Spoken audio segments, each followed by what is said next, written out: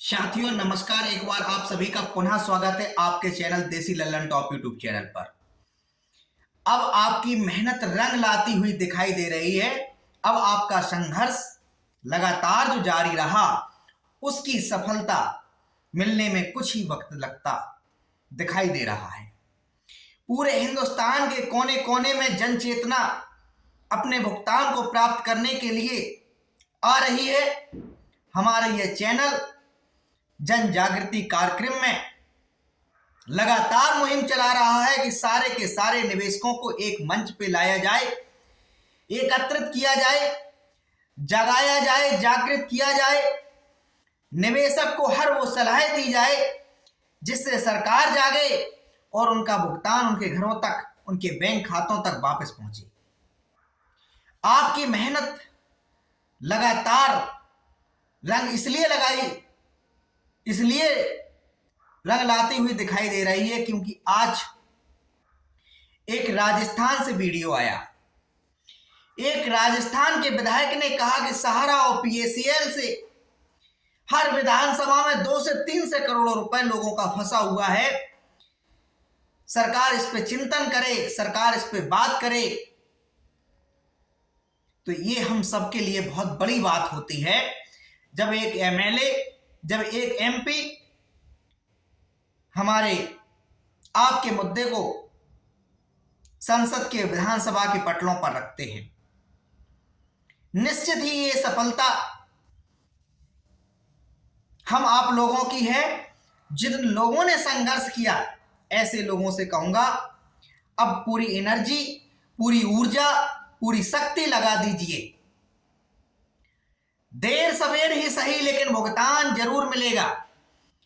आपकी शिकायत भेजने का ही नतीजा है कि सहारा पे नए खातों पर रोक लगा दी गई। अब सहारा की सोसाइटियां नया व्यवसाय नहीं कर सकती, नया रिन्यूअल नहीं ले सकती, नया खाता नहीं खोल सकती, नया मेंबर नहीं बना सकती।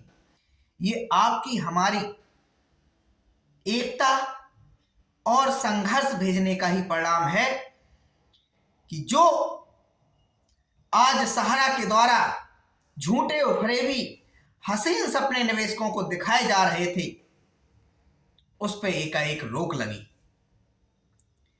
साथियों, हाल ही में आपने देखा होगा दिल्ली हाईकोर्ट में 30 जनवरी को सहारा की सोसाइटियों के मामले पर सुनवाई हुई। एक बहुत अच्छी बात आप लोगों को बता दूं जो बहुत कम लोगों को इस समय पता है। एक बात वहां से निकल आई कि यूनियन ऑफ इंडिया इस मामले को सुप्रीम कोर्ट ले जाने का विचार कर रही है। निवेशकों का भुगतान का जो मुद्दा है वो union of India supreme court में ले जाना चाहती है। तो यानी अब कल के दिन कोई दिल्ली हाई कोर्ट से हमारे आपके भुगतान दिलाने के लिए कोई आदेश आए और उसको चैलेंज करने के लिए फिर वहां पहुंच जाए, तो ये आपकी हमारी शिकायत भेजने की ताकत है।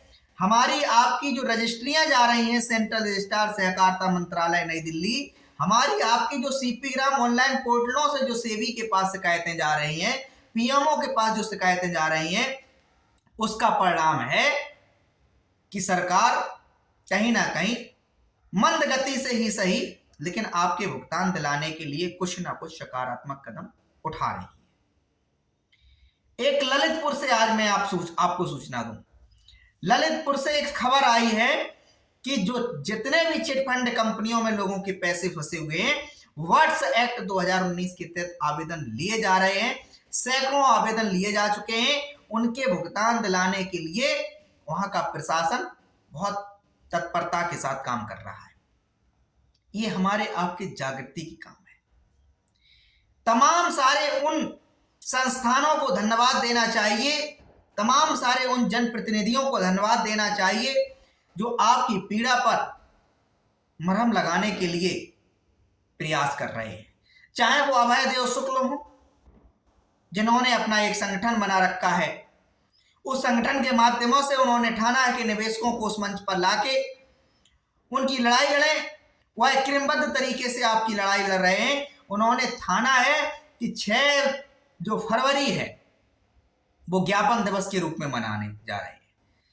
सारे के सारे निवेशकों से उन्होंने आह्वान किया है कि अपने अपने सर्टिफिकेट का फोटोकॉपी लेके, अपना एक पेपर लेके, प्रार्थना पत्र लेके जिले के अधिकारी को ज्ञापन सौंपिए। पूरे हिंदुस्तान का जब निवेशक, यकीन मानिए, कलेक्ट्रेट के जिला अधिकारी के ऑफिस में पहुंचेगा तो वहां एक इलाहाबाद का जो कुंभ मेला लगता है, ऐसा ही हिंदुस्तान के जिलाधिकारी ऑफिसों में लगा हुआ मेला दिखाई देगा। क्योंकि इतनी बड़ी तादाद में लोगों का पैसा फंसा हुआ है जिसका अंदाजा शायद सरकार को भी नहीं है। और ऐसे लोगों का पैसा फंसा हुआ है जिनको तत्काल पैसे की जरूरत है, जिनसे तत्काल यदि उनका पैसा मिल जाए तो उनके भविष्य को लेकर तमाम सारे जो समस्याएं हैं उनकी समाधान हो जाएंगी। ऐसे लोगों का पैसा जब है तो जन जागृति लाना हमारा काम है। एक एक निवेशक तक हमारा वीडियो पहुंचाना हमारा काम है। अब आप लोग इसमें हमारा साथ दें या ना दें, लेकिन हमारी ये लड़ाई, हमारा ये प्रयास आप लोगों के लिए है, हमारे अपने लोगों के लिए है कि ये वीडियो जो मैं बनाऊंगा, निश्चित ही हमारे सरकार में बैठे हुए नुमाइंदे, अधिकारी, राजनेता, जननेता, जरूर वो अधिकारी हमारे इन वीडियो पर गौर करेंगे।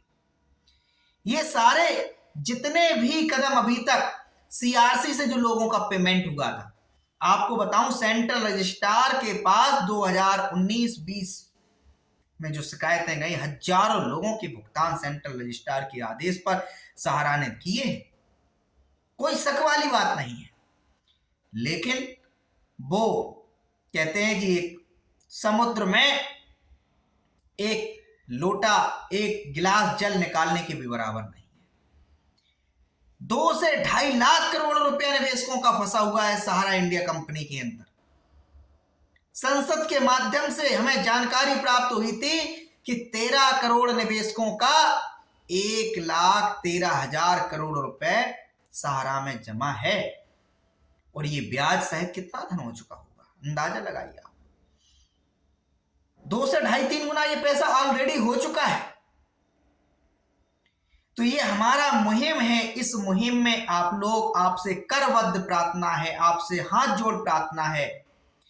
आप लोगों को लगता है कि वीडियो बनाने से कुछ नहीं होता, आपको लगता है जिलाधिकारी महोदय के पास जाने से कुछ नहीं होता, आपको लगता है प्रधानमंत्री कार्यालय को शिकायत भेजने से कुछ नहीं होता है, कोर्ट कचहरी जाते हैं, तारीख पर तारीख लगती है। निश्चित ही हमारे देश की न्याय प्रणाली धीमी है।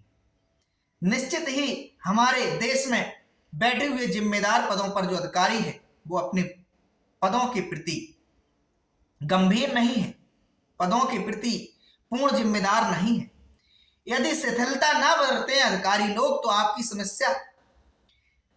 समस्या, करोड़ों लोगों की समस्या, सब्जी बेचने वाले, दूध बेचने वाले, छोटे छोटे मजदूर किस्म के लोग जो सहारा में अपनी मेहनत की गाड़ी कमाई लगाए हैं, उनका पैसा 30 दिनों के अंदर मिलना प्रारंभ हो जाए। लेकिन उसके लिए जन जागृति की बहुत बड़ी आवश्यकता है। कुछ 100 लोग नहीं जागे, अभी कुछ 100 लोग जागे हैं। 13 करोड़ निवेशकों में कितने लोग लड़ रहे हैं आप लोग देख सकते हैं। जब मात्र चंद लोग लड़ रहे हैं, उन्हीं की देन है कि आज सरकार भी कार्रवाई कर रही है। एक बात के लिए आप लोगों को और बताऊं कि आप लोगों ने सहारा के स्थापना दिवस 1 फरवरी को एक पत्र पढ़ा होगा सुब्रत राय सहारा का, जिसमें वो कहते हैं कि हमारे प्रति बहुत सारे लोगों ने भरोसा व्यक्त किया, लेकिन बहुत सारे लोग ऐसे भी हुए जिन्होंने हमारे विश्वास को तोड़ा है। वो हमारे विश्वास के विपरीत हमारे खिलाफ शिकायतें लेकर पहुंच गए। हमारे खिलाफ शिकायतें पहुंचने से पूर्ण आशंका है कि जो सरकारी एजेंसियां हैं वो कंपनी को अधिकृत करेंगी। उससे आपके निवेशकों की जो धनराशि है वो सालों सालों के लिए लटक जाएगी। ये आज दिन तक सहारा के द्वारा डर दिखाया जा रहा है, जो डर 2012 में सहारा रियल एस्टेट और सहारा हाउसिंग के सर्टिफिकेट पब्लिक से लिए गए, तब एक डर दिखाया गया था कि आपका पैसा कहां जाएंगे, आप सेबी से लेने, कैसे लेंगे आप ये पैसे, इस पैसे को सेबी से। सेबी का ऑफिस मुंबई में है, मुंबई में आप कहां से पैसा लेना जाएंगे। सहारा का ऑफिस स्थानीय स्तर पर है, जहां आपका पैसा जमा है तो आपको पैसा वहां से मिल जाएगा। आज भी वो डर सहारा के द्वारा दिखाया जा रहा है। आज भी कहा जा रहा है कि आप लोग कार्रवाई मत कीजिए, आप आज भी कहा जा रहा है आप लोग शिकायतें मत भेजिए। लेकिन मैं कहूंगा कि एक एक निवेशक जिस दिन पूरी ऊर्जा के साथ सरकार के पास शिकायत की कतार में खड़ा हो जाएगा, सरकार भुगतान दिलाने के लिए नोटिफिकेशन जारी कर देगी, सरकार आपके भुगतान दिलाने के लिए बयान जारी करेगी। लेकिन शर्त एक है कि सारा का सारा निवेशक जाग जाए, खुद जागे, अन्य लोगों को भी जगाए। ये अब खेल मत खेला जाए कि हमारा पैसा एजेंट ने जमा करवाया, एजेंट हमारे पैसे के लिए जिम्मेदार है, हमारे पैसे के लिए वो जिम्मेदार है, ये जिम्मेदार। कोई जिम्मेदार नहीं है। जिसकी जिम्मेदारी थी सबने अपना अपना पल्ला झाड़ लिया। अब आपको पैसा यदि निकालना है तो आप माननीय न्यायालयों का दरवाजा खटखटाइए। समय लगेगा, लेकिन जब सामूहिकता से सारे के सारे हिंदुस्तान के निवेशक उपभोक्ता फोरम की अदालत में जाके खड़े होंगे, जिला एवं सत्र न्यायालयों में खड़े होंगे, हाई कोर्टों में जाके अपने वकील के जरिए खड़े होंगे, सुप्रीम कोर्ट में जाके खड़े होंगे, तो निश्चित ही सफलता प्राप्त होगी। सुब्रत राय ने एक दावा और किया 1 फरवरी को कि आपका भुगतान सिर्फ और सिर्फ सहारा को ही करना है। तो इसमें कोई शक वाली बात नहीं कि हमारा भुगतान सहारा को ही करना है। हमारा पैसा सहारा इंडिया में जमा है तो सहारा ही भुगतान करेगी। तो इस प्रकार की घटिया बातें क्यों की जाती हैं, गुमराह करने वाली बातें? क्या मंशा है आपकी भुगतान की? कौन देगा भुगतान? आपने जमा करवाया, आपने हमारे पैसे को जहां चाहा वहां निवेशित कर दिया, आपने जहां चाहा तहां वैसा पानी की तरह हमारे पैसे को खर्च किया। अब आप कहते हैं हमारे खिलाफ शिकायत मत करिए। आप निवेशकों के, देश के लोगों की सब्र की परीक्षा ले रहे हैं। अभी तक कितना सब्र रखा आपको पता है, आपको अंदाजा है? आप निवेशक के पैसे को उसकी बीमारी के समय नहीं दे रहे, उसकी परेशानी के समय नहीं दे रहे, उसकी परिपक्वता अवधि के बाद नहीं दे रहे, और आप खेल खिला रहे हैं कि आप सरकार के पास शिकायत मत कीजिए। आप गलत काम भी करेंगे और किसी एजेंसी के समक्ष जाकर भुगतान की डिमांड करें तो आप गुमराह करने वाली बातें करते हैं। आप कहते हैं जिस कंपनी को सरकार ने अधिकृत किया है पैसा नहीं मिला है, बरसों बीत जाने के बाद पैसा नहीं मिला है, तो आपने भी तो बरसों से लटकाए रखा है निवेशकों को। कितने बरस हो गए? ईमानदारी से अंतरात्मा से सुब्रत राय, यदि आप हमारा वीडियो देख रहे हैं, अंदर आत्मा से पहचानिए कि आपके कितने वादे पिछले 10 वर्षों में झूठे हो गए। क्या आपने अपने एजेंट और कार्यकर्ताओं को उसकी अगली पीढ़ी तक के सपने नहीं दिखा दिए थे? क्या आपने दुग्ध उत्पादन से बहुत बड़ी आय का साधन नहीं दिखा दिया था? क्या आज सहारा के जो तमाम इतना बड़ा एम्पायर सहारा के जिन एजेंटों की बलबूते पर खड़ा हुआ है, वो एजेंटों का आपने कमीशन नहीं रोक रखा है? ईमानदारी से अपनी अंतरात्मा में झांक कर देखिए, जो एजेंट काल के गाल में समा गया भुगतान की उम्मीद करते करते, कि उसकी हत्या की जिम्मेदारी किसकी है, उसकी मौत की जिम्मेदारी किसकी है? सुब्रत राय जी, मैं ये वीडियो बनाकर ये नहीं कर रहा हूं कि आपके प्रति कोई हमारा बुरा भाव है, नकारात्मक भाव है। हमारा अपना पैसा सहारा में लगा है, हमारे जैसे करोड़ों लोगों का पैसा सहारा में लगा है। आपकी जिब्या, आपकी जुबान निवेशकों के लिए क्यों नहीं खुलती है? आप क्यों नहीं कहते हैं पूरी एनर्जी, पूरी ताकत के साथ में कि लीजिए सरकार, अब आपको नहीं चलाना है सहारा समूह, मत चलाइए, हमारी सारी संपत्तियां आपकी हैं। हमारी औकात 2000 रुपए की पूंजी की थी 1978 में। 1978 से सहारा इंडिया को हमने चलाया। ले जाइए आप इस संपत्ति को, जो करना है वो कीजिए, लेकिन निवेशकों का भुगतान दे दीजिए। बहुत हो चुका है, जनता का इसमें कोई दोष नहीं है। सहारा में काम करने वाले लाखों एम्प्लॉय, लाखों एजेंटों का कोई दोष नहीं है।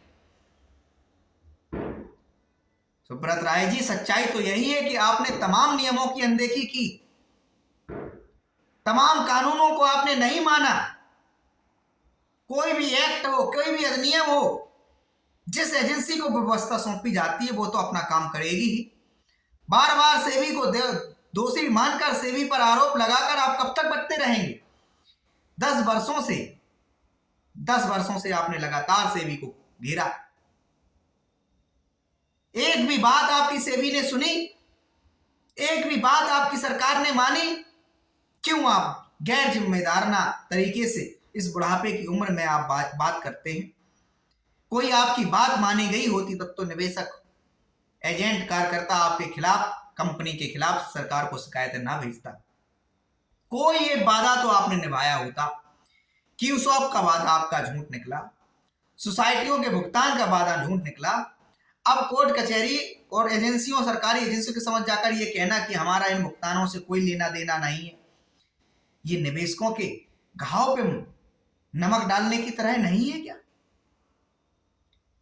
कितना मेहनत, कितनी गाढ़ी कमाई लोगों की लगी है, आप अंदाजा लगा सकते हैं। सोचकर देखिए कि आप उस कतार में खड़े होते जो हिंदुस्तान का 80% नागरिक है, मध्यम वर्गीय परिवारों का, गरीब परिवारों का, गांव का, देहात का, मेहनत का, जिसका वो 100-200 रुपए इकट्ठा करना, एक एक खाते के माध्यम से एकत्रित करना, उससे पूरी जिंदगी भर के उसके सपने जुड़े हुए थे। साथियों, फिर कहूंगा, जाग जाइए। पूरा आह्वान करता हूं हिंदुस्तान के एक एक निवेशक से, सरकार से कहिए कि हमारा भुगतान हमें चाहिए। चाहे वो सरकार अपने खाते से दे उस पैसे को,